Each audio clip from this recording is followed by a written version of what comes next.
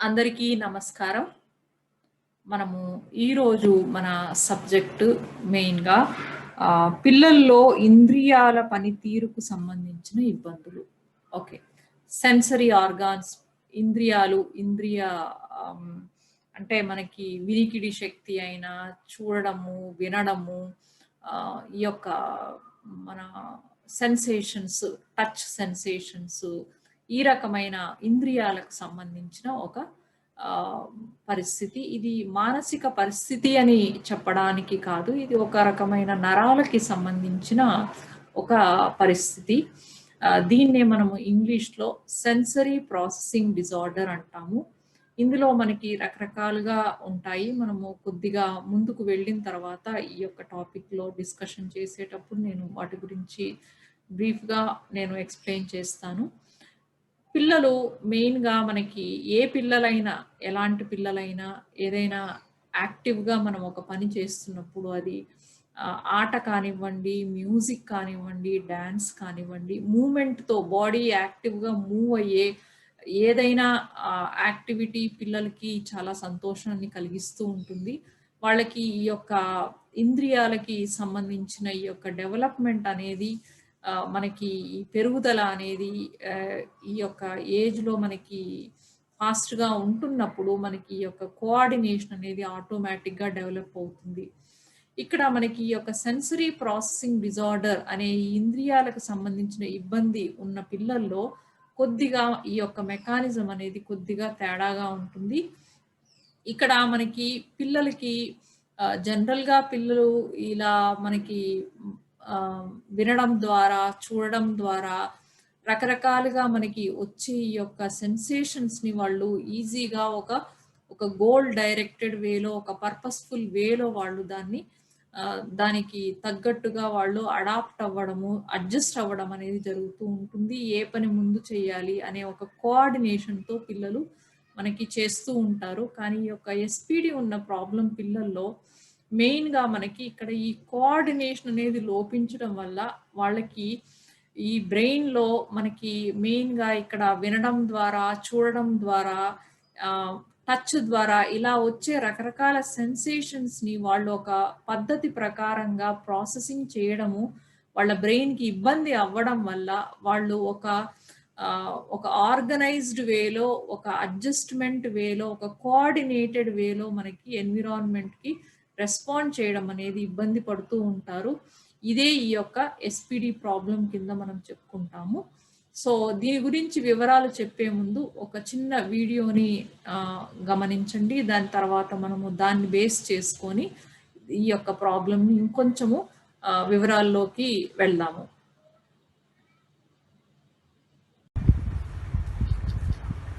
Mom, can I pat it? Yeah. This one. Oh no, that's mine. It has disappeared. No, I called that dogs. The ducks, they will not come. The dogs. Check. Oh, this one is also strong. See, I'm gonna say this one is also strong. They both are strong. The small one and the big one is so strong. Don't scratch it. ఈ యొక్క brief వీడియోలో మీరు గమనించే ఉంటారు. ఇద్దరు చిన్న పిల్లలు కుక్క పిల్లలతో ఆడుకుంటూ ఉన్నారు. వాళ్ళకి మామూలుగా మనకి ఇది అన్‌యూజువల్‌గా కనిపించేదేమీ లేదు. నార్మల్‌గా మనము చూసే ఆహ్, నార్మల్ పిల్లల్లో చూసే పరిస్థితే. ఇక్కడ పిల్లలు ఎట్లా పప్పీ డాగ్స్‌తో ఏ రకంగా జెంటిల్‌గా వాళ్ళు టచ్ అయినా, వాళ్ళ బిహేవియర్ అయినా, వాళ్ళ ఆ యొక్క కుక్క పిల్లల్ని ఇబ్బంది పెట్టకుండా వాళ్ళు ఎలా అయితే ఆడుకుంటున్నారు అనేది మనకి ఒక నార్మల్ బిహేవియర్. పిల్లల్లో మనకి నార్మల్‌గా కనిపించే బిహేవియరు. పెట్స్‌తో ఎలా సెన్సిటివ్‌గా ఉండాలి అనేది మనకి ఒక చిన్న వీడియోలో మనకి కనిపిస్తుంది. అదే ఈ యొక్క సెన్సరీ ప్రాసెసింగ్ ప్రాబ్లమ్ ఉన్న పిల్లల్లో ఆ పిల్లల్ని యొక్క పప్పీ డాగ్స్‌ని ఎంత ప్రెషర్‌తో టచ్ చేయాలి, ఎంత ఫాస్ట్‌గా టచ్ చేయాలి, అవి ఏవైనా ఒక పెయిన్‌తో పారిపోతున్నప్పుడు ఎలా ఆ యొక్క ఆడిటరీ అంటే ఆ వినికిడి ద్వారా అవి వాటికి పెయిన్ ఉందనో లేదో నేను కొంచెము వాటితో రఫ్గా హ్యాండిల్ చేశాను అనో అర్థం చేసుకోవడం అనేది ఈ యొక్క సెన్సరీ ప్రాసెసింగ్ ప్రాబ్లం ఉన్న పిల్లల్లో కొంచెం కష్టంగా ఉంటుంది. వాళ్ళు ఎక్కువ ప్రెషర్‌తో వాటిని పుష్ చేసినట్లు గాని, లేదా తోక పెట్టి గుంజడము ఈ రకంగా చేస్తూ ఉంటారు. వాళ్ళకి తెలియకుండానే ఆ యొక్క ప్రెషర్ అనేది వాళ్ళు దాన్ని హ్యాండిల్ చేయడం అనేది వాళ్ళకి ఆ యొక్క డెసిషన్ అనేది కష్టంగా ఉంటుంది. సో, ఒకవేళ వాళ్ళు ఆ పెయిన్ సెన్సేషన్ గాని, లేదా కుక్కపిల్ల పారిపోవడము దాన్ని చూసి నేర్చుకున్నా కూడా వాళ్ళ యొక్క రియాక్షను, రెస్పాన్స్ అనేది వాళ్ళు మాడ్యులేట్ చేసుకోవడానికి కొంచెం టైం పడుతుంది. సో, ఇక్కడ వీళ్ళు నేర్చుకోరా అంటే ఎలా ఉండాలి, జెంటిల్‌గా ఎలా వ్యవహరించాలని ఈ పిల్లలకి అసలు తెలీదా అంటే, వాళ్ళకి ఎక్కువ సమయం పట్టొచ్చు. మళ్ళీ మళ్ళీ రిపీటెడ్‌గా వాళ్ళు ఈ రకమైన బిహేవియరు మనము ఎక్స్‌పోజ్ చేసినప్పుడే వాళ్ళకి ఇలా జెంటిల్‌గా నేను బిహేవ్ చేయాలి. వాటిని కొంచెము ఎక్కువగా నేను ప్రెస్ చేయడం వల్ల వాటికి ఇబ్బందవుతుంది అనేది వాళ్ళకి అర్థమవుతుంది. సో, ఈ రకంగా మనకి ఈ యొక్క సెన్సరీ ప్రాసెసింగ్ డిజార్డర్ అనే ఈ కండిషన్‌లో మెయిన్‌గా ఇక్కడ మనకి బ్రెయిన్‌లో మనకి మన మెదడు పంపించే ఈ యొక్క సంకేతాలలో లోపం ఉండడం వల్ల పిల్లలు ఈ రకంగా దేనికి రెస్పాండ్ అవ్వాలి, దేనికి రెస్పాండ్ అవ్వకూడదు, మిగతా ఆరోగ్యకరమైన పిల్లల్లో స్మూత్‌గా జరిగిపోయే ఈ యొక్క పరిస్థితి ఈ పిల్లలకి కొంచెము ఇబ్బందికరంగా ఉంటుంది. ఏదో బ్రెయిన్‌లో ఒక ట్రాఫిక్ జామ్ జరిగినట్టుగా చాలా సెన్సేషన్స్ ఒకేసారి వచ్చి ట్రాఫిక్ జామ్ అయినట్లుగా వీళ్ళకి ఇబ్బందికరంగా ఉంటుంది.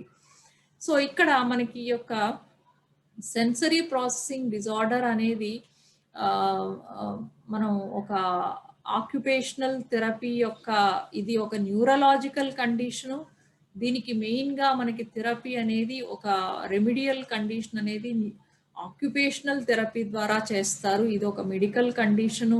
మెడిసిన్ ద్వారానో లేక ఏదో సైకలాజికల్ ప్రాబ్లమ్ ద్వారానో మనము కౌన్సిలింగ్ ద్వారానో ఇది తగ్గించే కండిషన్ కాదు. మరి ఇక్కడ సైకాలజిస్ట్ ఎందుకు చెప్తున్నారు అనేది మీకు ఒక అనుమానం రావచ్చు. మెయిన్‌గా ఇక్కడ నేను ఈ న్యూరలాజికల్ కండిషన్‌ని మెయిన్‌గా ఇక్కడ ఈ మన సైకలాజికల్ సీరీస్‌లో ఇంక్లూడ్ చేయడానికి కారణం ఏంటంటే, పిల్లల్లో ఈ యొక్క సెన్సరీ ప్రాసెసింగ్ ఇంద్రియాలకు సంబంధించిన ఇబ్బందులలో కనిపించే లక్షణాలు అనేవి మనకి కొన్ని పిల్లల్లో కనిపించే కొన్ని సైకలాజికల్ డిజార్డర్ కిందగా వాళ్ళు మిస్‌డయాగ్నోస్ చేయడం అనేది ఎక్కువగా జరుగుతూ ఉంటుంది. ఒక ఆటిజం కిందనో లేదా పిల్లల్లో ADHD attention deficit hyperactivity problem ఉన్నట్లుగానో ఈవెన్ మెంటల్ హెల్త్ ప్రొఫెషనల్స్‌లోనే వాళ్ళకి ఒక రకమైన క్లారిటీ లేకపోవడం అనేది కూడా మనకి ఈ యొక్క కండిషన్‌లో కనిపిస్తుంది.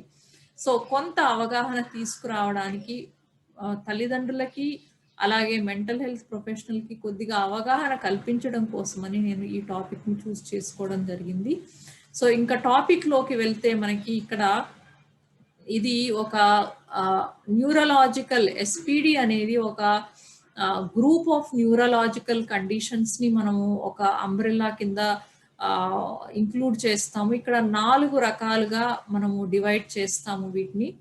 ఇక్కడ మెయిన్‌గా మనకి సెన్సరీ మాడ్యులేషన్ ప్రాబ్లమ్ అంటాము. అంటే సెన్సరీ మనకి డిఫరెంట్‌గా వచ్చే ఈ ఎన్విరాన్మెంట్ నుంచి వచ్చే ఈ యొక్క సెన్సేషన్స్‌ని వాళ్ళు రెగ్యులేట్ చేసే విధానంలో మనకి లోపం ఉండడం అనేది మెయిన్‌గా సెన్సరీ మాడ్యులేషన్ ప్రాబ్లమ్ కింద వస్తుంది. ఇక్కడ పిల్లలకి ఓవర్‌గా స్టిమ్యులేషన్ అయ్యి ఉండొచ్చు. ఇక్కడ పిల్లలు టూ మెనీ సెన్సేషన్స్‌ని ఎలా ఫిల్టర్ చేయాలి అని తెలియకపోవడం వల్ల అంటే మనకి ఒక ఎన్విరాన్మెంట్‌లో ఇప్పుడు చదువుకోవడానికి పుస్తకం తీసి కూర్చున్నారనుకోండి. ఇప్పుడు మనకి ప్రెషర్ కుక్కర్ సౌండ్ వినిపిస్తుంది. బయట బర్డ్స్ సౌండ్ వినిపిస్తుంది. కారు హారన్స్ వచ్చిన సౌండ్ వినిపిస్తుంది.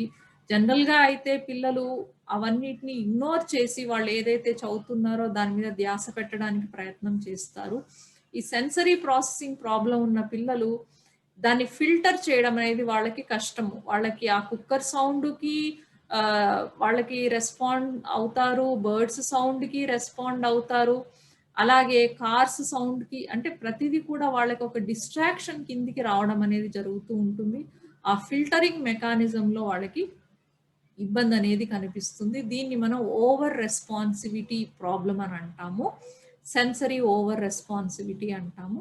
అలాగే సెన్సరీ అండర్ రెస్పాన్సివిటీ అంటే ఇక్కడ పిల్లలు మెయిన్‌గా వాళ్ళకి అది సాటిస్ఫై అయింది. ఏదైనా తింటున్నారు అంటే కడుపు నిండింది ఇంకా ఆపేసేయాలి అనేది వాళ్ళకి తెలియకపోవడము.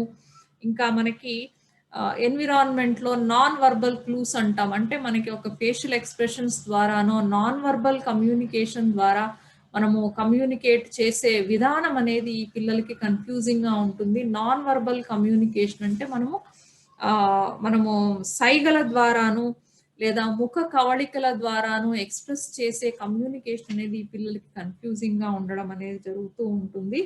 వాళ్ళకి ఫేస్ రీడింగ్ అది చేయడము, ఫేషియల్ ఎక్స్‌ప్రెషన్స్‌ని, ఎమోషన్స్‌ని గుర్తుపెట్టడం అనేది వాళ్ళకి ఇబ్బందిగా అనిపిస్తుంది.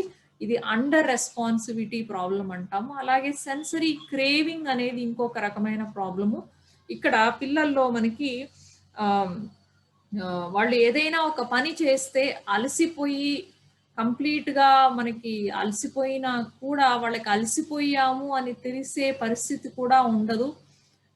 పిల్లలు ఉయ్యాల ఊగుతున్నారనుకోండి, చెట్టకి కట్టుకొని ఏదైనా ఉయ్యాలో టైర్‌లకి కట్టుకొని ఉయ్యాల ఊగుతున్నారనుకోండి, అది ఎగ్జాస్ట్ అయిపోయి వాళ్ళకింకా ఓపిక లేకపోయినా కూడా కంటిన్యూ చేస్తానే ఉంటారు. వాళ్ళకిది ఆపాలి అనే విషయం కూడా వాళ్ళకి తెలీదు. ఒక రకమైన ఆ సెన్సరీ క్రేవింగ్ అనేది మనకి ఈ పిల్లల్లో కనిపిస్తూ ఉంటుంది.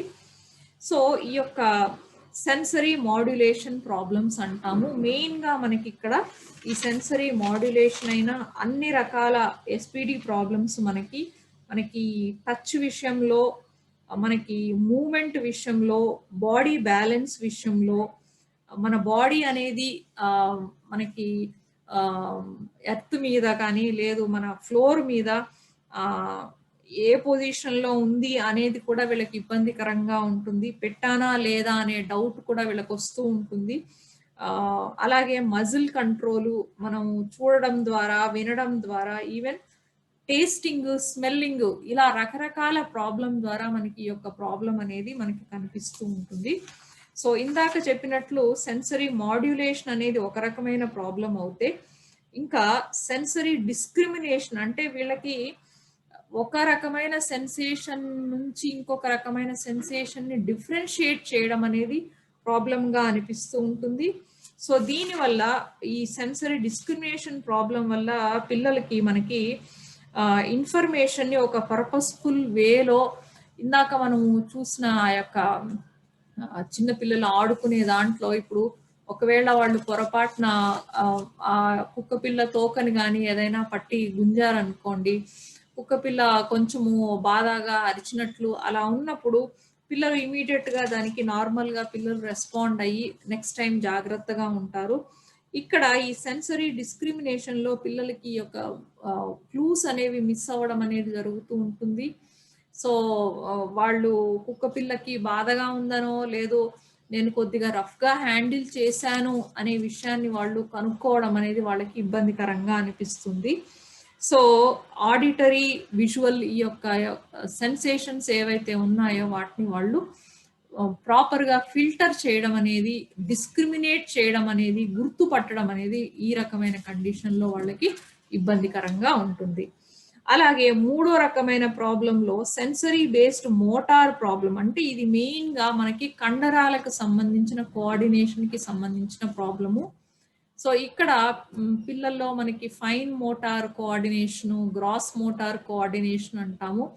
మనకి ముందు మనము పెన్‌తో గానీ, పెన్సిల్‌తో కానీ రాయాలంటే ముందు పిల్లల్లో క్రేయాన్స్ మనకి ఇలా చాక్ పీసులతో రాయించడం అనేది మనము ఫస్ట్ ప్రాక్టీస్‌గా చేసిన తర్వాత మనము రైటింగ్ అనేది చేస్తూ ఉంటాము. So, gross motor, fine motor coordination అంటాము. ఈ రకమైన ఇబ్బందులు ఉండడము. అలాగే పిల్లల్లో ఇందాక చెప్పినట్లు భూమి మీద మనం కాలు మోపి నిల్చున్నామా, నా కాలు ఎటు కదులుతోంది అనేది వీళ్ళకి సెన్సేషన్ ప్రాబ్లమ్స్ అనేవి కొంచెం ఉంటాయి. వీటిని మనము పోస్చురల్ ప్రాబ్లమ్స్ అని అంటాము. సో అలాగే వీళ్ళకి ఇంకా మనకి బైలేటరల్ యూనిలేటరల్ కోఆర్డినేషన్ అంటాము. లెఫ్ట్ రైట్ హ్యాండ్ ఒక కోఆర్డినేషన్లో వర్క్ చేసి మనం ఒక పనిని చేయడం కానీ ఆ రకమైన ఇబ్బందులు అనేవి ఉంటాయి. ఇంకా బ్యాలెన్స్ ప్రాబ్లమ్స్ అనేవి ఉంటాయి. బాడీ బ్యాలెన్స్ చేసుకోవడము ఒక కోఆర్డినేటెడ్ వేలో వీళ్ళ నడక అనేది కూడా వాళ్ళకి ఇబ్బందికరంగా ఉంటుంది. మెయిన్‌గా ఇలా పిల్లలు ఇలా వంగి నడవడము, డ్రూపీగా నడవడము ఈ రకంగా మనకి కనిపిస్తూ ఉంటుంది. అలాగే మనకి సెన్సరీ మోటార్ ప్రాబ్లమ్‌లో ఇంకొక ఇబ్బంది డిస్ప్రాక్సియా అంటాము. ఇక్కడ మెయిన్‌గా మనకి వాళ్ళకి యాక్షన్ అంటే ఆ యొక్క బిహేవియర్ అనేది కొద్దిగా వాళ్ళకి ఇబ్బందికరంగా ఉంటుంది. ఇక్కడ మెయిన్‌గా వాళ్ళు క్లమ్జీగా మూవ్‌మెంట్స్ చేయడము, ఒక కోఆర్డినేటెడ్ వేలో నడవలేకపోవడము, అలాగే ఇంకా సిజర్ వర్క్ ఆ రకమైన వర్క్ వాళ్ళకి ఇబ్బందికరంగా సిజర్‌ని ఫైన్ మోటార్ వర్క్ అలాగే వాళ్ళకి వాళ్ళ ఓన్ బాడీనే వాళ్ళకి అన్‌కంఫర్టబుల్‌గా అనిపించడము, ఈ రకమైన ఇబ్బందులు అంటే మెయిన్‌గా డిస్ప్రాక్సియా అనేది వాళ్ళ యొక్క డిఫికల్టీ విత్ యాక్షన్ అంటాము. యాక్షన్ కానివ్వండి లేదా difficulty with their mainly with their practising or figuring out ఆ మూమెంట్ రిలేటెడ్ యాక్టివిటీస్ని వాళ్ళు ఫిగర్ అవుట్ చేయడానికి ఇబ్బంది పడుతూ ఉంటారు. ఇలా రకరకాలుగా మనకి యొక్క సెన్సరీ ప్రాసెసింగ్ ప్రాబ్లం అనేది కనిపిస్తూ ఉంటుంది. అలాగే 4వ రకమైనది sensory regulatory problem, behaviour problems అంటాము. ఇవి ఈ సెన్సరీ ప్రాబ్లమ్స్ ఉన్న పిల్లల్లో మనకి ఒక ఎడిషనల్‌గా మనకి యొక్క ప్రాబ్లమ్స్ అనేవి కనిపిస్తూ ఉంటాయి. అవి మెయిన్‌గా వీళ్ళకి సెల్ఫ్ రెగ్యులేషన్ అంటాము. సో మెయిన్‌గా ఏదైనా ఒక పని నుంచి ఇంకో పనికి చేంజ్ అవ్వడము ఇబ్బందికరంగా ఉంటుంది వాళ్ళకి. ఒక స్లీపింగ్ ప్రాబ్లము ప్రాపర్‌గా స్లీప్ చేయడము చాలా ఇబ్బంది పడుతూ ఉంటారు. బెడ్ సరిగ్గా లేదనో, పిల్లో ఎత్తుగా ఉందనో, ఈ రకంగా చిన్న చిన్న డిస్కంఫర్ట్‌లు వాళ్ళకి ఎక్కువ ఇబ్బంది పెడుతూ ఉంటాయి. అలాగే మనకి ఈటింగ్ ప్రాబ్లమ్స్ ఇక్కడ మనకి ఈటింగ్ క్రంచీగా ఉన్నవి వాళ్ళు తినడానికి ఇబ్బంది పడడము, లేదా అలాగే అంటే అన్ని పదార్థాలు తినకుండా వాళ్ళకి అట్రాక్టివ్‌గా కనిపించినవి వాళ్ళకి కొంచెము ఎలా టేస్ట్, స్మెల్ వాళ్ళకి బాగా అనిపించినవి మాత్రమే తినడము, ఈ రకంగా అలాగే ఒక ఆరోగ్యకరమైన ఫుడ్ అనేది మనకి ఇవ్వడం అనేది ఇబ్బందిగా కనిపిస్తూ ఉంటుంది. ఏదైనా ఫుడ్ కొంచెం క్రంచీగా, హార్డ్‌గా ఉన్నప్పుడు వాళ్ళు తినడానికి కష్టపడుతూ ఉంటారు. లేదా అన్నము కావాల్సిన దానికంటే ఎక్కువగా నోట్లో స్టఫ్ చేయడము, ఈ రకమైన ఇబ్బందులు అనేవి కనిపిస్తూ ఉంటాయి. అలాగే వీళ్ళ డైజెస్టివ్ ఎలిమినేషన్ సిస్టమ్‌లో కూడా ఇబ్బందులు అనేవి ఉంటాయి. మెయిన్‌గా ఇండైజెషన్ ప్రాబ్లమ్స్ ఉండడము, మలబద్ధకం లాంటి ఇబ్బందులు పడుతూ ఉంటారు. అలాగే ఈ పిల్లల్లో వాళ్ళకి యొక్క టాక్టైల్ సెన్స్ అంటాం. అంటే మూత్రము సంబంధించిన కంట్రోల్ సిస్టమ్ కూడా ఇబ్బందికరంగా ఉంటుంది. వాళ్ళకి యొక్క they are unable to perceive wetness అంటే మెయిన్‌గా వాళ్ళకి తడిని అనేది పర్సీవ్ చేయడం కూడా ఇబ్బంది పడుతూ ఉంటారు.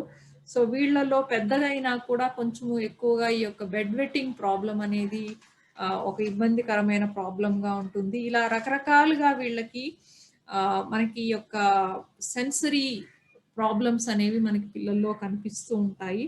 అలాగే వీళ్ళకి స్కూల్లో మిగతా పిల్లలతో అడ్జస్ట్‌మెంట్, ఎమోషనల్‌గా రెగ్యులేట్ చేసుకోవడము అనేది కూడా వీళ్ళకి ఇబ్బందికరంగా ఉంటుంది. అటాచ్‌మెంట్ ప్రాబ్లమ్స్ ఉంటాయి. ఎందుకంటే వాళ్ళ బాడీయే వాళ్ళకి కొంచెం ఇబ్బందికరంగా ఉన్నప్పుడు మనము మిగతా బయట ఎన్విరాన్మెంట్‌తో ఇంటరాక్ట్ అవ్వడము అనేది ఇంకా కష్టంగా అనిపిస్తూ ఉంటుంది. ఇక్కడ మనకి కొన్ని రకాలైన సైకలాజికల్ ప్రాబ్లమ్స్ అంటే అటెన్షన్ డెఫిసిట్ హైపర్ యాక్టివిటీ, మనము లాస్ట్ టైం చెప్పుకున్నట్లు లెర్నింగ్ డిజబిలిటీ, చదువులకు సంబంధించిన ఇబ్బందులు, ఆ, అలాగే ఆటిజము, ఈ రకమైన ప్రాబ్లమ్స్ లో కూడా మనకి ఈ యొక్క సెన్సరీ ప్రాసెసింగ్ పిల్లల్లో కనిపించే లక్షణాలు కనిపిస్తాయి. దానివల్ల మనకి సైకాలజిస్టులు, సైకియాట్రిస్టులు కొద్దిగా ఈ యొక్క డయాగ్నోసిస్ అనేది కూడా వాళ్ళు కొంచెం ఇబ్బంది పడుతూ ఉండడం అనేది జరుగుతూ ఉంటుంది. సో ఇక్కడ మనకి సెన్సరీ ప్రాసెసింగ్ డిజార్డర్లో మనకి ఇవి కూడా కో ఎగ్జిస్ట్ అంటాం, అంటే ఏడిహెచ్డి ప్రాబ్లం కూడా ఉండే అవకాశం ఉంది. So only sensory processing disorder కూడా సపరేట్గా ఉంటుంది. సో బిహేవియర్ ప్రాబ్లమ్స్ అనేది మనకి సెన్సరీ ప్రాసెసింగ్ డిజార్డర్ ఉన్న పిల్లల్లో కనిపిస్తాయి, కానీ బిహేవియర్ ప్రాబ్లమ్స్ ఉన్న ప్రతి పిల్లలు కూడా సెన్సరీ ప్రాసెసింగ్ డిజార్డర్ ఉన్నట్లు కాదు. ఓకే, ఇది కొంచెం బ్రీఫ్గా నేను ఎక్స్ప్లెయిన్ చేశాను. దీన్ని ఒక స్కెచ్ మోడల్ లాగా మీకు at the end of this presentation నేను ఒక స్లైడ్ లాగా ప్రొజెక్ట్ చేస్తాను. సో మీకు జస్ట్ ఒక ఫెయిర్ ఐడియా రావడానికి ఏంటి కారణాలు ఏంటి, ఎందుకు పిల్లలు ఈ రకంగా బిహేవ్ చేయడానికి కారణాలు ఏంటి అని మనం చూస్తే, మెయిన్గా హెరిడిటీ, జెనెటిక్ ప్రాబ్లమ్స్ మనకి ఎవరైనా ఒక తల్లికి కానీ తండ్రికి కానీ ఈ యొక్క సెన్సరీ ప్రాసెసింగ్ ప్రాబ్లమ్స్ అనేవి ఉండడం వల్ల కావచ్చు, లేదా మనకి దగ్గర వాళ్ళలో రక్త సంబంధికులు ఎవరికైనా ఈ ప్రాబ్లం ఉన్నా కూడా పిల్లల్లో ఈ యొక్క సెన్సరీ ప్రాబ్లమ్స్ అనేవి వస్తూ ఉంటాయి. ఇక్కడ మెయిన్గా మనకి ప్రెగ్నెంట్గా ఉన్న టైంలో, తల్లి బిడ్డ కడుపులో ఉన్న టైంలో కూడా ఏదైనా లెడ్ పాయిజనింగ్ అయినప్పుడు, లేదా ఏదైనా కెమికల్కి, ఎక్కువ టాక్సిక్ కెమికల్స్కి ఎక్స్పోజ్ అయినప్పుడు, అలాగే తల్లి ఏదైనా స్మోకింగ్ ప్రాబ్లము, డ్రింకింగ్, ఈ రకంగా ఆల్కహాల్ తీసుకోవడము, ఈ రకమైన ప్రాబ్లమ్స్ ఉన్నప్పుడు, లేదా ప్రెగ్నెన్సీలో ఏదైనా వైరల్ ఇన్ఫెక్షన్ కానీ, ఏదైనా మానసికంగా ఎమోషనల్గా స్ట్రెస్కి గురవ్వడము, ఈ రకమైన ఇబ్బందులు ఉన్నప్పుడు కూడా వచ్చే అవకాశం ఉంటుంది.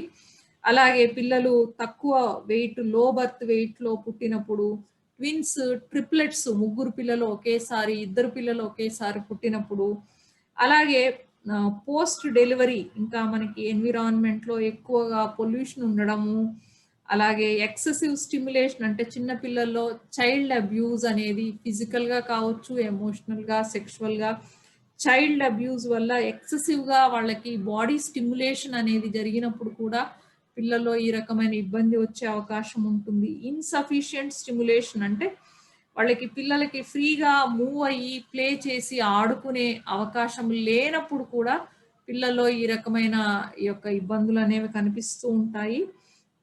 సో ఇలాగే పిల్లలు, అనాథ పిల్లలు, ఇన్స్టిట్యూటలైజేషన్ పిల్లలు, అనాథ పిల్లల్లో స్టిమ్యులేషన్, అండర్ స్టిమ్యులేషన్ ఉన్నప్పుడు ఎక్కువగా లాంగ్ టర్మ్గా మనకి హాస్పిటల్లో అడ్మిషన్ అనేది రిక్వైర్మెంట్ ఉన్న పిల్లల్లో, ఏదైనా శారీరక ప్రాబ్లం వల్ల రిపీటెడ్గా హాస్పిటల్లో అడ్మిట్ అవ్వాల్సి వస్తుంది. అలాంటప్పుడు మనకి ఈ రకమైన సెన్సరీ ప్రాబ్లమ్స్ అనేవి పిల్లల్లో వచ్చే అవకాశం అనేది ఉంది. సో మనకి ఇక్కడ ఏం చేయాలి, దీనికి ఏంటి సొల్యూషన్ ఏంటి అంటే, దీనికి సొల్యూషన్ అనేది మనకి మెయిన్గా రెమిడియల్ ప్రోగ్రామ్ ద్వారా మనము ఆక్యుపేషనల్ థెరపీ అనేది మనకి మెయిన్గా ఇక్కడ సొల్యూషన్.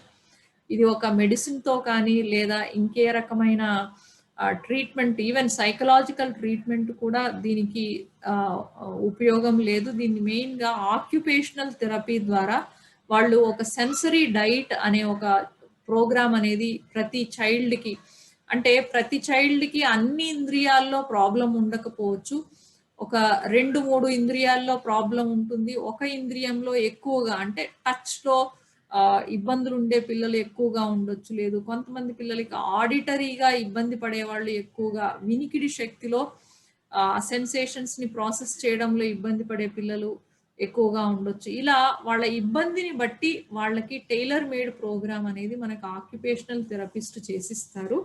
దీన్ని మనము సెన్సరీ డైట్ అని అంటాము. దీన్నే సెన్సరీ ఇంటిగ్రేషన్ ప్రోగ్రామ్ అంటే, మనకి ఈ యొక్క రకరకాల ఈ యొక్క సెన్సేషన్స్ని ఎలా వాళ్ళు ఇంటిగ్రేట్ చేసి దాన్ని ఒక పర్పస్ఫుల్ గోల్ యాక్టివిటీ లాగా ఎలా దాన్ని మాడ్యులేట్ చేసుకోవాలి అనేది మనకి ఈ యాక్టివిటీస్ ద్వారా మనము పిల్లలకి నేర్పించడం అనేది జరుగుతూ ఉంటుంది. సో ఇక్కడ ఈ సెన్సరీ ఇంటిగ్రేషన్ ప్రోగ్రామ్ ద్వారా సెన్సరీ డైట్ అనేది వాళ్ళు ఏదైతే ఇస్తారో దీనివల్ల పిల్లలకి మిగతా తోటి పిల్లలతో ఎలా సెన్సిటివ్గా కోఆపరేటివ్గా ఉండాలి, అలాగే మనకి చదువు విషయంలో కానీ లేదా ఎమోషనల్గా ఎలాగా మనకి ఫ్యామిలీ రిలేషన్స్లోనైనా ఎమోషనల్గా అయినా ఎలా ఒక కోఆర్డినేటెడ్ వేలో మిగతా పిల్లల్లాగా ఎలా ఈ యొక్క సెన్సేషన్స్ని వాళ్ళు రెగ్యులేట్ చేసుకుంటూ వాళ్ళు ఏ రకంగా ఒక నార్మల్ జీవనాన్ని సాగించాలి అనేది మనకి మెయిన్గా ఈ యొక్క సెన్సరీ ఇంటిగ్రేషన్ ప్రోగ్రాంలో మనకి నేర్పిస్తారు.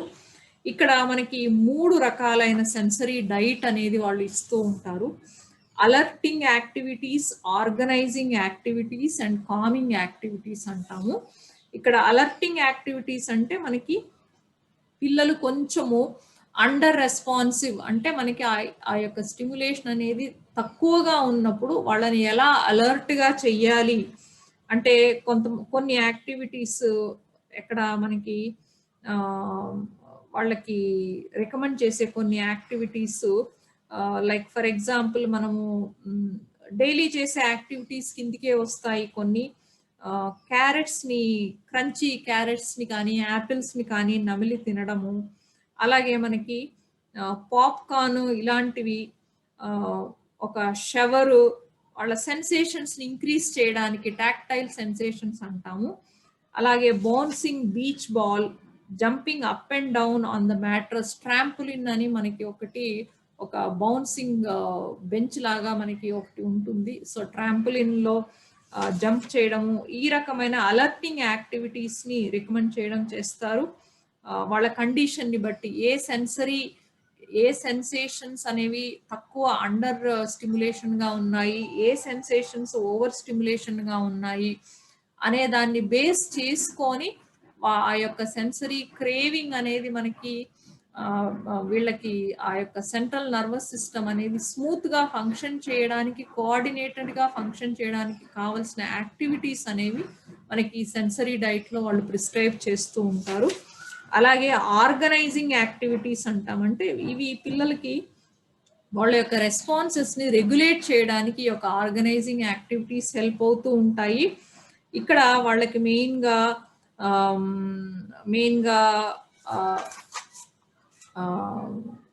Hanging by hands from a chinning bar, ఇప్పుడు మనకి పార్కుల్లో అంతా కనిపిస్తూ ఉంటాయి మంకీ బార్స్ అంటాము. ఇలా పుషప్ చేసి ఇలా పైకి కిందకి మంకీ బార్స్ లాగా ఈ రకంగా వాళ్ళ యొక్క బాడీ పాస్చర్కి, వాళ్ళ యొక్క మజిల్ కోఆర్డినేషన్కి ఉపయోగించే యాక్టివిటీస్ని మనము ఆర్గనైజింగ్ యాక్టివిటీస్ అంటాము. అలాగే 3వ రకమైన యాక్టివిటీస్ కామింగ్ యాక్టివిటీస్. మెయిన్గా ఓవర్గా రెస్పాన్స్ చేసే పిల్లల్లో, ఓవర్ స్టిమ్యులేషన్ ఉన్న పిల్లల్లో ఈ యొక్క ఇందాక చెప్పినట్ల మనకి వాళ్ళకి ఏ డిస్ట్రాక్షన్స్ని వాళ్ళు కంట్రోల్ చేయాలి, దేని మీద నేను ఫోకస్గా నేను ఎక్కువ రెస్పాండ్ అవ్వాలి అనే దాని మీద వాళ్ళకి కంట్రోల్ రావడం కోసం అనేది వాళ్ళకి పిల్లలకి కామింగ్ యాక్టివిటీస్ అనేవి ఇస్తూ ఉంటారు.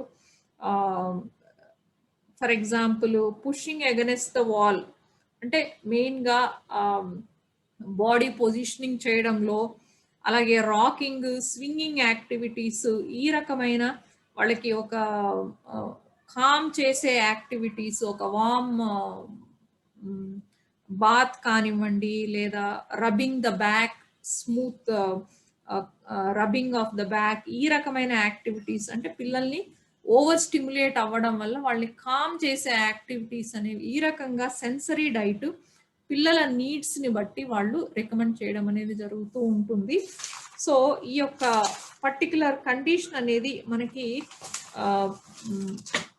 తల్లిదండ్రులకి కొంచెము పేషెంట్గా ఒక సపోర్టివ్ వేలో మనము వీలైనంత ఎర్లీగా మనము ఈ యొక్క ఆక్యుపేషనల్ థెరపీని అప్రోచ్ అవ్వడం వల్ల మనకి పిల్లలు నార్మల్గా మిగతా పిల్లల్లాగానే ఆ యొక్క సెన్సెస్ యొక్క ఫంక్షనింగ్ని ఇంటిగ్రేట్ చేసుకొని మిగతా వాళ్ళలాగా నార్మల్గా ఫంక్షన్ చేయడం అనేది సాధ్యపడుతుంది. సో ఇది కొంచెము ఖర్చుతో కూడుకున్నది అయి ఉండొచ్చు, ఇబ్బందికరంగా చాలా లాంగ్ టర్మ్‌గా ఇబ్బంది పడాల్సిన అవసరము అంటే డెవలప్‌మెంటల్ పీరియడ్ కాబట్టి ఒక 15, 16, 18 ఏళ్ల వరకి కూడా పిల్లలకి ఈ యొక్క సెన్సరీ ఇంటిగ్రేషన్ అనేది మనము కంటిన్యూ చేయాల్సిన అవసరం రావచ్చు. వాళ్ళ యొక్క ఇంటెన్సిటీ మైల్డ్, మోడరేట్, సివియర్ ఆ ఇంటెన్సిటీని బట్టి.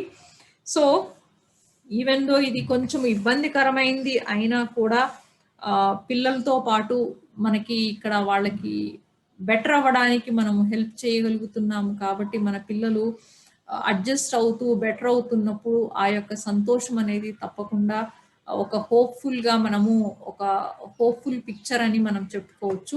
సో, ఇది మీకు జస్ట్ బేసిక్‌గా ఐడియా రావడానికి నేను కొన్ని స్లైడ్స్‌ని at the end of this presentation నేను అటాచ్ చేశాను.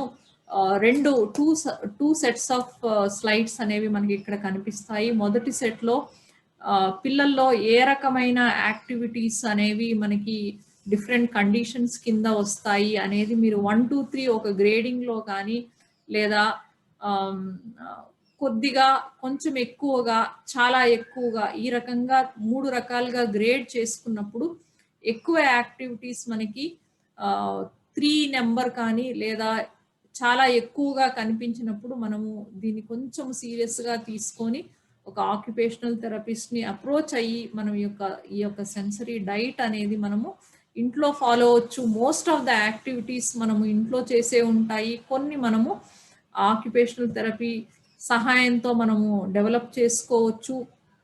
ఈ రకంగా మనము ఈ యొక్క పిల్లలకి ఎంత ఎర్లీగా మనము ఈ సెన్సరీ ఇంటిగ్రేషన్ ప్రోగ్రామ్ అనేది మనం చేయడం వల్ల వాళ్ళ యొక్క day to day life, normal life అనేది మనము వాళ్ళకి మళ్ళీ వాళ్ళ యొక్క సంతోషమైన ఆ యొక్క వాళ్ళ చైల్డ్‌హుడ్‌ని వాళ్ళకి ఇవ్వగలుగుతాము.